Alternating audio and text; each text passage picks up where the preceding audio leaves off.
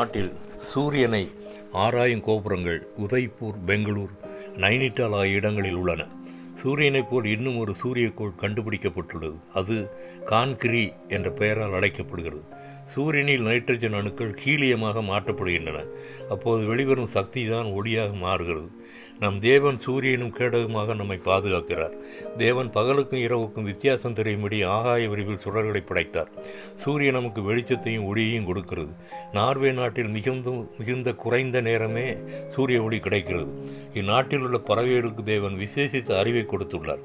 எனவே அவை சூரியன் உதித்து மறையும் முன் தங்கள் இரையை உட்கொண்டு இருப்பிடத்திற்கு திரும்பி விடுகின்றன. சூரிய ஒளி இல்லாவிட்டால் நாம் இருளில் தடுமாறி கொண்டிருப்போம். தாவரங்கள் வளர்வதற்கும் வெளிச்சம் தேவையாயிருக்கிறது. தங்கள் உணவை உட்கொள்ளவும் சூரிய ஒளி தேவைப்படுகிறது. ஏனெனில் ஸ்டார்ச் தயாரிக்க சூரிய ஒளி மிகவும் தேவை.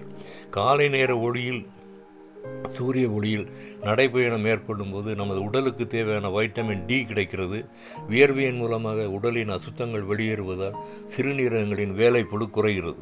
இப்படி சூரியனானது நமக்கு எல்லா விதங்களிலும் பயன் தருகிறது. நீதியின் சூரியனாம் இயேசு நமக்கு துணையாக கேடகமாக இருக்கிறார். அந்த நீதியின் சூரியனாம் இயேசு நம் உள்ளங்களிலும் இல்லங்களிலும் பிரகாசிக்கும் போது நமக்கு மிகுந்த மகிழ்ச்சி உண்டாகிறது. சங்கீதம் 84:11. தேவனாய கர்த்தர் சூரியனும் கேடகமுமானவர். Psalms 84:11. The Lord God is sun and a shield. One song. அக்கினி நெருப்பாய் இறங்கி வாரும், அபிஷேகம் தந்து வழி நடத்தும். இரவு நேரத்தில் நெருப்பு தூணாய் இஸ்ரவேல் மக்களை நடத்தினீரே.